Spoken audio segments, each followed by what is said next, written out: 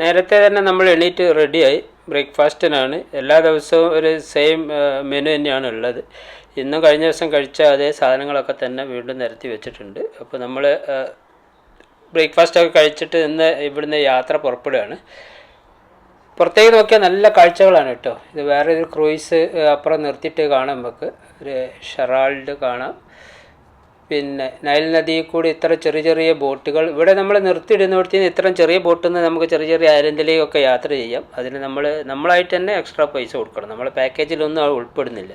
അപ്പോൾ നൈൽ നദിയിൽ കൂടി നമ്മൾ രണ്ടാമത്തെ ദിവസത്തെ യാത്ര തുടരുകയാണ്. ഇനി നൈൽ നദീനെ പറ്റി പറയുകയാണെങ്കിൽ നൈൽ നദി വടക്കിഴക്കൻ ആഫ്രിക്കയിൽ ഉടനീളം ഒഴുകുന്ന ഒരു നദിയാണ് നൈൽ നദി. ഇനി നൈൽ നദി എതിലേക്കാണ് ഒഴുകുന്നത് നോക്കിയാൽ ഒത്തിരി രാജ്യങ്ങൾ കവർ ചെയ്ത് പോകുന്ന ഒരു നദിയാണ് നൈൽ നദി.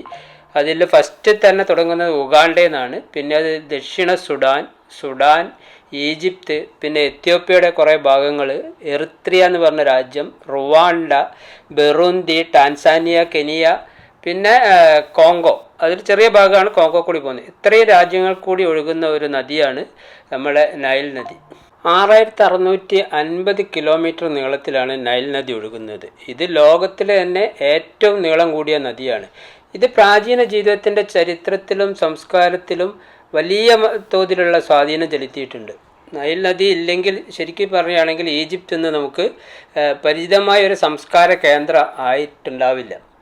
ഈജിപ്തിലെ സിവിലൈസേഷൻ നദിയുടെ കരയുമായിട്ട് ബന്ധപ്പെട്ടാണ് സിവിലൈസേഷൻ ഉയർന്നു വന്നിരിക്കുന്നത്. നദി ശരിക്കും ഉപയോഗിക്കുന്നത് കാർഷിക ആവശ്യങ്ങൾക്കും പിന്നെ വാണിജ്യ ആവശ്യങ്ങൾക്കൊക്കെ ഉള്ള സാധനങ്ങൾ കൊണ്ടുവരുന്നതും പിന്നെ യാത്രകൾക്കും വേണ്ടിയാണ് ഇത് ഉപയോഗിക്കുന്നത്. ഫറവോവിൻ്റെ കാലഘട്ടത്തിൽ മിസ്രയുടെ കൃഷിയിടങ്ങൾ വളരെ സമ്പന്നമായിരുന്നു. ശരിക്കും അതിൻ്റെ ഒരു കാരണക്കാരൻ നൈൽ നദി തന്നെയാണ്. നൈൽ നദിയുടെ പ്രധാന പോഷക നദികളാണ് വൈറ്റ് നൈലും ബ്ലൂ നൈലും. വൈറ്റ് നൈൽ വിക്ടോറിയ തടാകത്തിൽ നിന്ന് ഉത്ഭവിക്കുന്നു. അതേസമയം ബ്ലൂ നൈൽ എത്യോപ്യയിലെ ടാന തടാകത്തിൽ നിന്നാണ് ഉത്ഭവിക്കുന്നത്. ഈ രണ്ട് പോഷക നദികളും കൂടി ഖർത്തൂമിൽ, സുഡാൻ രാജ്യത്തിൽ ഖർത്തൂമിൽ വെച്ച് സംഗമിച്ച് ഒന്നിച്ചൊഴുകുകയാണ്. നൈൽ നദിയിൽ ശരിക്കും പല ജീവജാലങ്ങളുടെ ഒരു ആവാസ കേന്ദ്രം കൂടിയാണ് കേട്ടോ. ഇവിടെ നമുക്ക് ഹിപ്പോപ്പൊട്ടാമസുകളെ കാണാം, പിന്നെ മുതലകളെ കാണാം, നിരവധി ടൈപ്പ് മീനുകളുണ്ട്. ഇതെല്ലാം ഈ നൈൽ നദിയുടെ ഒരു പ്രത്യേകത തന്നെയാണ്. ഈ യാത്രയിൽ ഇങ്ങനെ നോക്കിയാൽ നമുക്ക് ചെറിയ ചെറിയ ടൗൺഷിപ്പുകൾ ഇങ്ങനെ കാണാം കേട്ടോ. ഈ നദിയായിട്ട് ബന്ധപ്പെട്ട് ആ നദിയോട് ചേർന്നിട്ടാണ് ഈ ടൗൺഷിപ്പുകളൊക്കെ നിൽക്കുന്നതെന്നുള്ള. ഇവരുടെ സംസ്കാരങ്ങളൊക്കെ ഉത്ഭവിക്കുന്നത് ഈ നദിയുമായിട്ട് ചേർന്നുകൊണ്ടാണ്. വേറൊരു ക്രൂയിസ് ഇതാ തിരിച്ചു പോകുന്നത്. നമ്മൾ മുന്നോട്ട് പോകുന്നുണ്ട്, ഒരു ക്രൂയിസ് തിരിച്ചു വരുന്നതാണ്. ഏകദേശം ഇതേ ടൈപ്പാണ് കേട്ടോ നമ്മൾ ക്രൂയിസും. ഒരു 3 ലെവൽ, ഏറ്റവും അടിയിലേക്ക് ഒരു ലെവലുണ്ട്. അതാണ് ഇതിൻ്റെ ഡൈനിങ് ഏരിയ, കിച്ചൺ ഏരിയ, മറ്റേ എൻജിനും കാര്യങ്ങളൊക്കെ ഉള്ളൊരു ഫ്ലോറാണ് ഏറ്റവും ഡൗണിലേക്കുള്ളത്. അതിൻ്റെ പകുതി ഭാഗം ശരിക്കും വെള്ളത്തിൻ്റെ അടിയിലേക്കാണുള്ളത്. നമ്മൾ ഡൈനിങ് ഹാളിലൊക്കെ പോയിരുന്നുണ്ടെങ്കിൽ പകുതി ഭാഗം നമുക്ക് വെള്ളം ഇങ്ങനെ കാണാൻ പറ്റും. ക്രൂയിസ് അത്യാവശ്യം നല്ല സ്പീഡിൽ തന്നെയാട്ടോ പോയിക്കൊണ്ടിരിക്കുന്നത്. ഡേയിലൊക്കെ ഇങ്ങനെ നല്ല സ്പീഡിൽ തന്നെ അത് പോയിക്കൊണ്ടിരിക്കും. നൈറ്റിൽ എവിടെയെങ്കിലും ഹാൾട്ടായിരിക്കും. അവിടെ നമുക്ക് എന്തെങ്കിലും ടെമ്പിളുകളൊക്കെ കാണാനുണ്ടോ. ഇന്നത്തെ അതിന് മുമ്പ് നമ്മളെ മുന്നിൽ നല്ലൊരു പുതിയ ബ്രിഡ്ജ് വരുന്നുണ്ട് കേട്ടോ. അതിൻ്റെ ഒരു സെൻട്രൽ പോർഷൻ മാത്രമേ ഇനി പണി തീരാനുള്ളൂ. അവിടെ ജോയിൻ്റ് ഇങ്ങനെ കാണാം നമുക്ക്. കുറേ നേരം ഇരുന്നപ്പോഴുള്ള വിരസത മാറ്റാൻ ഞാൻ ഷിപ്പിൻ്റെ പല ഭാഗത്തൂടെയും നടന്നിട്ടു. അപ്പോൾ ഇതാണ് നമ്മളുടെ ഷിപ്പിൻ്റെ ഡ്രൈവർ എന്ന് പറഞ്ഞാൽ സ്രാങ്ക്. പുള്ളിയുടെ ഫാമിലിയൊക്കെ ഇവിടെ കുടിയേറിയതാണ്, അഹമ്മദിൻ്റെ ഫാമിലി. പുള്ളി നല്ലൊരു അജാനബാഹുവായ മനുഷ്യൻ കേട്ടോ. ഈ ക്രൂയിസിൻ്റെ ഏറ്റവും ഫ്രണ്ടിലാണ് ഞാനുള്ളത്. ഇവിടെ നിന്നുള്ള യാത്ര നല്ല രസമാണ്. വെള്ളം തൊട്ടുകൊണ്ട് നമുക്കിങ്ങനെ യാത്ര ചെയ്യാം. എൻ്റെ ഫ്രണ്ട്സൊക്കെ മുകളിലുണ്ട് കേട്ടോ. ഏറ്റവും റൂഫ് ടോപ്പിലുണ്ട്. ലാൽജി, സുധാകരൻ, അനിൽ എല്ലാവരും മുകളിലുണ്ട്. അവരവിടുന്ന് കാഴ്ചകൾ കണ്ടുകൊണ്ടിരിക്കുകയാണ്. സമയം ഏകദേശം സന്ധ്യ ആവാറായിട്ടോ. സൂര്യൻ്റെ നൈൽ നദിയിലേക്ക് മുങ്ങിക്കൊണ്ടിരിക്കുകയാണ്. നമ്മളുടെ ഗൈഡൊക്കെ ശരിക്കും മുസ്ലിമാണ്, പുള്ളി നോമ്പിലാണ്. അപ്പോൾ ശരിക്കും ഇന്ന് നമുക്ക് പോകേണ്ടത് കോംബോ ടെമ്പിൾ ഉണ്ട്, എഡുഫു ടെമ്പിൾ ഉണ്ട്. ഇന്നത്തെ ദിവസം നല്ല സംഭവ ബഹുലമാണ്. അപ്പോൾ എന്തായാലും നമുക്ക് പറഞ്ഞിരിക്കുന്ന കോംബോ ടെമ്പിൾ കാണാൻ പറഞ്ഞിരിക്കുന്ന സമയമൊക്കെ ഇപ്പോൾ ഏകദേശം കഴിഞ്ഞിട്ടുണ്ട്. പക്ഷേ എന്താണ് കാര്യം എന്ന് അന്വേഷിച്ച് നോക്കുമ്പോൾ നോമ്പ് തുറന്നതിന് ശേഷം അവരുടെ അകത്തുനിന്ന് മറ്റ് സ്റ്റാഫുകൾ പുറത്തേക്ക് വരുള്ളൂ. കാരണം മിക്കവാറും മുസ്ലിം ആളുകളുണ്ട് അതിൽ, അതുകൊണ്ടായിരിക്കും. അപ്പോൾ ഞങ്ങൾ ഷിപ്പ് നമുക്ക് ഇറങ്ങേണ്ട ആ ഒരു ഏരിയയിൽ ഒത്തിരി ഷിപ്പുകൾ അതേമാതിരി ഇവിടെ വന്ന് ലാൻഡ് ചെയ്തിട്ടുണ്ട്. നമ്മളെ ഷിപ്പും അതിൽ എവിടെയെങ്കിലും ഒന്ന് കൊള്ളിക്കാൻ വേണ്ടിയുള്ളത് നോക്കുന്നതാണ്. നല്ലൊരു വ്യൂ അല്ലേ, അടിപൊളി ഒരു വ്യൂ ആണ് കാണുന്നത്. നമ്മൾ സൂര്യൻ ഇതാ താന്നുകൊണ്ടിരിക്കുകയാണ്. അങ്ങനെ എന്നാൽ നമ്മൾ ഇന്നത്തെ ഫസ്റ്റ് വിസിറ്റ് കോം ഓംബോട്ട് ടെമ്പിളിലേക്കാണ് കേട്ടോ. നമ്മളെ നോമ്പ് തുറന്ന് നമ്മളെ ഗൈഡൊക്കെ കൂടെ കൂടിയിട്ടുണ്ട്. ഒത്തിരി ആളുകൾ ഈ സമയത്താണ് തോന്നുന്നു ഇവിടേക്ക് കേട്ടോ ആളുകൾ വന്നുകൊണ്ടിരിക്കുന്നുണ്ട്. നമ്മൾ പോകുന്ന വഴിയിൽ തന്നെ ഇങ്ങനെ കുറേ ആഡംബര വസ്തുക്കൾ, ഡ്രസ്സുകളും പിന്നെ ക്യാപ്പാണ് മെയിൻ, അതൊക്കെ ഇങ്ങനെ കാണാം. ദൂരെ അകലെയായിട്ട് ലൈറ്റിൽ കുളിച്ച് നിൽക്കുന്ന കോംബോ ടെമ്പിൾ നമുക്ക് കാണാം. അപ്പോൾ അതിൻ്റെ അടുത്തേക്ക് നമുക്ക് നീങ്ങാം. അവിടെയൊക്കെ നല്ല ആളുകളുണ്ട് കേട്ടോ. ലൈറ്റൊക്കെ ഇട്ടിട്ടുണ്ടെങ്കിലും വൈകുന്നേരം ആയിട്ടുണ്ടെങ്കിലും അതിൻ്റെ ഇരുടൊന്നും വന്ന് കയറിയില്ല. അടിപൊളി ഒരു ചരിത്ര സ്മാരകങ്ങൾ തന്നെയാണ് ഈജിപ്തിൽ എവിടെ നോക്കിയാലും നമുക്ക് കാണാൻ പറ്റുന്നത്. അത്ര ഒരു ചരിത്ര സ്മാരകമാണ് കോംബോ ടെമ്പിൾ. അപ്പോൾ അവിടുത്തെ വിശേഷം ഞാൻ അവിടെ എത്തിയിട്ട് പറയട്ടോ. ഗൈഡാണ് മുന്നിൽ നമ്മൾ ആനയിച്ചുകൊണ്ടിരിക്കുന്നത്. ഇതാണ് ഇതിൻ്റെ എൻട്രി. കോംബോ ടെമ്പിളിൻ്റെ എൻട്രിയിലാണ് നമ്മളുള്ളത്. ഇപ്പോൾ സമയം കുറച്ചുകൂടി ഇരുടായി തുടങ്ങി കേട്ടോ. ഇരുടാവുന്നതിനനുസരിച്ച് ഇത് മനോഹരമായി കൊണ്ടിരിക്കുകയാണ്. ശരിക്കും ആ ലൈറ്റിലൊക്കെ ഇത് വളരെ ഭംഗിയായിട്ട് ശോഭിച്ചുകൊണ്ടിരിക്കുകയാണ്.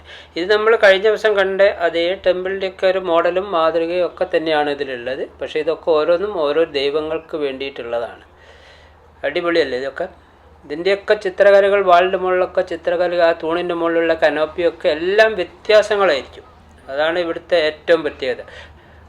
10 കാലുകളുണ്ടെങ്കിൽ ആ 10 കാലിൻ്റെ മുകളിലുള്ള ആ കനോപ്പിയൊക്കെ 10 ടൈപ്പായിരിക്കും. പുരാതന ഈജിപ്തിൻ്റെ അസ്സാനിലെ ഒരു പ്രശസ്ത സ്മാരകമാണ് കോംബോ ക്ഷേത്രം. നൈൽ നദിയുടെ തീരത്തുള്ള ഈ ക്ഷേത്രം ഒരു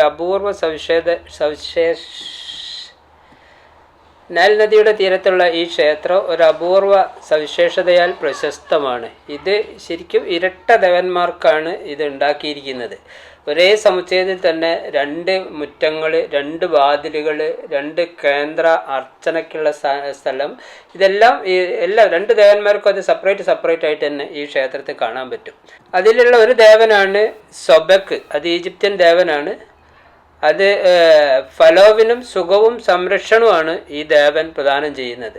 പിന്നുള്ളൊരു ദേവനാണ് ഹറോസിസ്. ഇത് ശരിക്കും ഒരു നല്ല അനുഭവങ്ങൾക്ക് വേണ്ടിയിട്ട് ഉള്ള ഒരു ദേവനാണ്.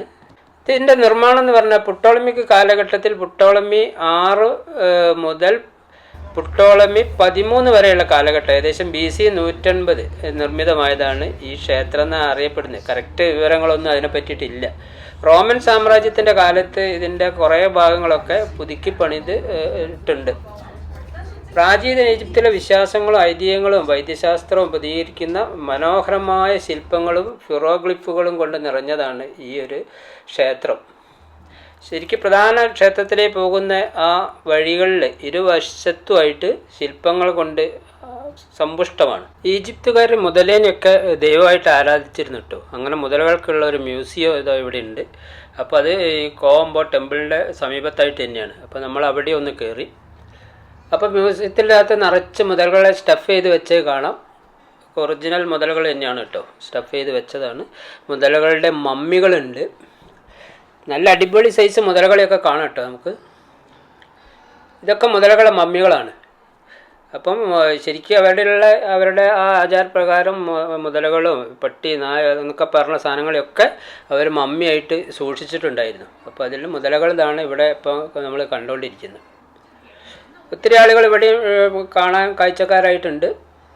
പല സ്ഥാനങ്ങളൊക്കെ ഇവിടെ പല കല്ലിൻ്റെ മുകളിൽ, ഇതാ ഒരു സിംഗിൾ കല്ലിൻ്റെ മുകളിൽ മുതല തന്നെയാണ് ആ കൊത്തി വെച്ചിരിക്കുന്നത്. ബാക്കി എന്തൊക്കെ അവിടെ ലിപികൾ കാണാം. പിന്നെ ഇവിടെയും വലിയ തെറ്റില്ലാത്ത ഒരു സുവനീർ ഉണ്ട് കേട്ടോ. അപ്പോൾ എല്ലാ സ്ഥലത്തുള്ള സുവനീർ ആയതുകൊണ്ട് ഞാനിതൊന്നും വിശദമായിട്ട് കാണിക്കുന്നൊന്നുമില്ല.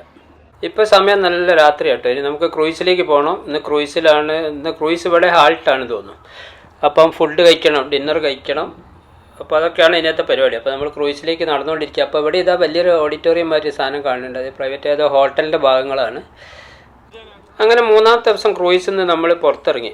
ബ്രേക്ക്ഫാസ്റ്റൊക്കെ കഴിച്ചു. ബ്രേക്ക്ഫാസ്റ്റൊക്കെ എല്ലാം സെയിം മെനു തന്നെയാണ്. അതുകൊണ്ട് അപ്പോൾ അത് കാണിക്കേണ്ട ആവശ്യമില്ല. അപ്പോൾ അത് കഴിച്ച് നമ്മൾ പുറത്തിറങ്ങി. ഇവിടെ നിന്ന് ഇപ്പോൾ ക്രൂയിസ് പോകുന്നത് ഉച്ചയാകുമ്പോഴേ പോവുള്ളൂ. അപ്പോൾ അത്രയും സമയം നമുക്കുണ്ട്. ഇത് കണ്ടില്ല, നമ്മളെ നാട്ടിൽ അതേ ഓട്ടോ ഇവിടെ അതേ ബോഡിയൊക്കെ ഇട്ട ഓട്ടോ ഉണ്ട്. നമ്മൾ എന്ത് ചെയ്തെന്ന് പറഞ്ഞിട്ടുണ്ടെങ്കിൽ ഇവിടുന്ന് ഒരു കുതിരവണ്ടിക്കാരനെ പിടിച്ചു. നമുക്ക് കുതിരയ്ക്ക് അപ്പോൾ ഈ ഒരു ഏതെങ്കിലും ചെറിയൊരു ഏരിയ സിറ്റിയിലൊന്ന് കറങ്ങാൻ വേണ്ടിയിട്ട് ശരിക്കും ബാർഗെയിൻ ചെയ്തിട്ട് പിടിക്കണം. അവർ 25 പറഞ്ഞു, നമ്മൾ 5ൻ്റെ മുകളിൽ തുടങ്ങി, അങ്ങനെ $10 ഇപ്പോൾ നമ്മൾ പോകുന്നത്. അപ്പോൾ കൂടുതൽ സ്ഥലം പോവുകയാണെങ്കിൽ അതിനനുസരിച്ച് എന്തെങ്കിലും കൊടുക്കണം എന്നൊക്കെ പറഞ്ഞു. അത് നമ്മൾ നോക്കി. പിന്നെ ഒരു ചെറിയ കുതിരക്കാരനാണ് കേട്ടോ നമ്മളെ ഈ കുതിര ഡ്രൈവർ, ചെറിയൊരു പയ്യനാണ്, വലിയ കുഴപ്പമില്ലാത്ത നല്ല പെരുമാറ്റം, അത്യാവശ്യം ഇംഗ്ലീഷൊക്കെ സംസാരിക്കുന്ന ഒരു പയ്യൻ. അപ്പോൾ നമ്മൾ കുതിരവണ്ടിയിലാണ് ഉള്ളത്. അപ്പോൾ ഈ അടുത്ത് തന്നെ ഒരു ഷോപ്പിങ്ങിനൊക്കെ പറ്റിയ സ്ഥലം ഉണ്ടെന്ന് പറഞ്ഞിട്ട് അങ്ങോട്ടേക്കാണ് പോയിക്കൊണ്ടിരിക്കുന്നത്. ഒരുപാട് ക്രൂയിസുകൾ ഇതാ ഇവിടെയൊക്കെ നിർത്തിയിട്ട് കാണാം. ഇവിടെയൊക്കെ ഈ ഡേ ടൈമിൽ ഈ കടകളൊക്കെ വൈകുന്നേരം ആക്റ്റീവ് ആവും കേട്ടോ. ഈ സമയത്ത് ഇപ്പം നോമ്പ് സമയത്ത് ഇതൊക്കെ പകൽ ഈ ലെവലിലായിരിക്കും ഉണ്ടാകുക. ഒരു 5 മണിക്ക് ശേഷം ഇതൊക്കെ ആക്റ്റീവ് ആവും. ഒരു നോമ്പൊക്കെ തുറന്നു കഴിഞ്ഞാൽ ഒരു 8 മണി 9 മണി ആകുമ്പോഴേക്ക് ഇവിടെയൊക്കെ ആളെ കൊണ്ട് നിറയുന്ന പറഞ്ഞു. ഇവിടെയൊക്കെ കണ്ടില്ലേ, ഇപ്പോൾ കാര്യമായിട്ട് ആരും ഇല്ല. ഒരു സൈഡിൽ നമ്മളെ നൈൽ നദിയാണ്, നൈൽ നദിയോട് ചേർന്നിട്ട് പാരലായിട്ട് റോഡ് പോകുന്നുണ്ട്. ലെഫ്റ്റ് സൈഡിലായിട്ട് കുറേ ബിൽഡിങ്ങുകളൊക്കെ കാണാം. വഴിയോര കാഴ്ചകളൊക്കെ കണ്ട് നമ്മൾ ഈ കുതിരവണ്ടിയിൽ ഇങ്ങനെ പോയിക്കൊണ്ടിരിക്കുക കേട്ടോ. അപ്പോൾ അത്യാവശ്യം 2 ഭാഗത്തും കടകളൊക്കെ ഉള്ള ചെറിയൊരു സിറ്റി പോലുള്ള ഒരു സ്ഥലത്തെത്തി. അത് കഴിഞ്ഞാൽ തന്നെ പിന്നെ കാണുന്നത് നമ്മൾ ഇതേമാതിരിയുള്ള ഒരു മരുഭൂമിയാണ് കാണുന്നത്. ചുറ്റും കന്മതിലൊക്കെ കെട്ടിയ ഒരു മരുഭൂമി. ഇവിടെ കണ്ടില്ലേ, ഒത്തിരി കുതിരവണ്ടികളുടെ സമ്മേളനം നടക്കുന്ന സ്ഥലമാണെന്ന് തോന്നുന്നു കേട്ടോ.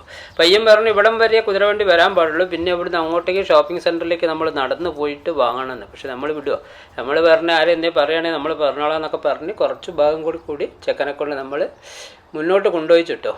അങ്ങനെ ഇവിടെയൊക്കെ നിറച്ച ആളുകൾ വന്നിട്ടുണ്ട്. ഒത്തിരി ടൂറിസ്റ്റുകളൊക്കെ ഈ ക്രൂയിസ് ഇറങ്ങുന്നവരൊക്കെ ഇവിടെ ഈ സ്ഥലമൊക്കെ കൂടി കാണാൻ വരുന്നുണ്ട്. ഇവിടെ നല്ലൊരു ഷോപ്പിംഗ് സെൻറ്റർ ഉണ്ട്. പക്ഷേ ആ ഷോപ്പിംഗ് സെൻറ്ററിൽ നമ്മൾ പ്രത്യേകിച്ച് പർച്ചേസ് ഒന്നും നടത്തിയില്ല. ചെറിയ ചെറിയ സാധനങ്ങൾ എന്തൊക്കെയോ നമ്മളെ കൂട്ടുകാരൊക്കെ വാങ്ങിയെന്നേ ഉള്ളൂ. അങ്ങനെ നമ്മൾ അവിടുന്ന് തിരിച്ചു.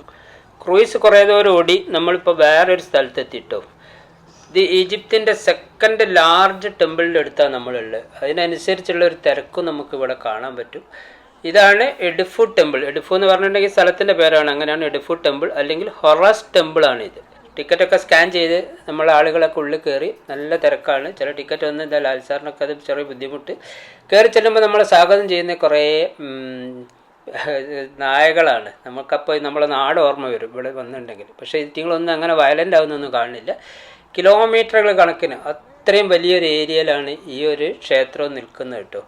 എല്ലാ ക്ഷേത്രങ്ങൾക്കും നമുക്ക് ഒരേ കളറ്, ഇവിടെയുള്ള ബിൽഡിങ്ങിൻ്റെ അതേ കളറുകൾ തന്നെയാണ് ഇവിടെയുള്ള ക്ഷേത്രങ്ങൾക്കും കാണുന്നത്. ഇനി നിലത്ത് വിരിച്ചിരിക്കുന്ന കട്ട ടൈലുകൾക്കൊക്കെ ആണെങ്കിൽ അതിന് പോലും സെയിം കളറാണ് ഇവിടെ നമുക്ക് കാണാൻ പറ്റുക. ഈജിപ്തിലെ നൈൽ നദീൻ്റെ 16 ഭാഗത്ത് സ്ഥിതി ചെയ്യുന്ന ഒരു അതിമനോഹരമായ ഒരു സ്മാരകമാണ് കേട്ടോ ഈ എഡിഫു ക്ഷേത്രം, അല്ലെങ്കിൽ ഹൊറസ് ക്ഷേത്രം. പുട്ടോളമിക് കാലഘട്ടത്തിൽ തന്നെയാണ് ഇത് നിർമ്മിച്ചത്. ഏകദേശം 237 BC നിന്നാണ് ഏകദേശം പറയുന്നത്. കറക്റ്റായിട്ടുള്ള അതിൻ്റെ കണക്കുകളൊന്നുമില്ല. ഈ ക്ഷേത്രത്തിൻ്റെ പ്രത്യേകത എന്ന് പറഞ്ഞിട്ടുണ്ട് അതിൻ്റെ വലിയ ആ ഒരു ഹാള്, പിന്നെ ഉയർന്ന സ്തംഭങ്ങൾ, മതിൽ ചുവരുകളിൽ ശില്പങ്ങളും ഹീറോഗ്ലിഫുകളും കൊണ്ട് നിറഞ്ഞിരിക്കുന്നതാണ്. ഈ ശില്പങ്ങൾ ഹൊറസിൻ്റെയും പിന്നെ ഈജിപ്ഷ്യൻ ദേവതകളുടെയൊക്കെ കഥകൾ മനോഹരമായിട്ട് ആലേഖനം ചെയ്തിട്ടുണ്ട്. അത് ചരിത്രങ്ങളൊക്കെ അറിയുന്നവർക്ക് ചിലപ്പോൾ ആ ചിത്രങ്ങളൊക്കെ കണ്ടാൽ മനസ്സിലാവും. ഈ പ്രാചീന ഈജിപ്തിലെ പുണ്യസ്ഥലങ്ങളിൽ ഒന്ന് മാത്രമല്ല ഇത് ശരിക്ക്. ആധുനിക കാലത്തും വലിയ ആകർഷണമുള്ള ഒരു സ്മാരകം കൂടിയാണ് ഈ ക്ഷേത്രം. ഈ ഹൊറസിൻ്റെ പ്രതിമയെ, അതിൻ്റെ ആ ഒരു വലിയ ഒരു പ്രതിമയെ അവിടെ കാണിച്ചിട്ടുണ്ട്. ഇതിൻ്റെ തൂണുകളും മതിലുകളും ഒക്കെ മനോഹരമായ ആലേഖനം ചെയ്ത് സമ്പുഷ്ടമാക്കിയിരിക്കുന്നുണ്ട്. ഇത് പുട്ടോളമിക് രാജാക്കന്മാരുടെ കാലഘട്ടത്തിൽ നടന്നതാണെങ്കിലും ഈ കാലഘട്ടത്തിൽ, ഈ ആധുനിക കാലഘട്ടത്തിലും ചരിത്രപ്രധാനമായ പ്രാധാന്യമുള്ള ഒരു ക്ഷേത്രം തന്നെയാണ് ഈ ഹൊറസ് ക്ഷേത്രം. അതിൻ്റെ ഒരു സാംസ്കാരിക പൈതൃകം കൊണ്ടും ശില്പകലയുടെ വൈഭവം കൊണ്ടും അത് ഒത്തിരി സന്ദർശകരെ ആകർഷിക്കുന്നുണ്ട്. ഇവിടെ തന്നെ ഇപ്പോൾ നമ്മൾ കണ്ടു, ഇതുവരെ പോയ ക്ഷേത്രം വരെയല്ല, അതിൽ കൂടുതൽ ഒത്തിരി ആളുകളുണ്ട്. അത് ഒരുപാട് നേരം നമ്മൾ ക്യൂ നിന്നിട്ടാണ് ഇവിടേക്ക് നമ്മൾ എത്തിപ്പെടുന്നത്.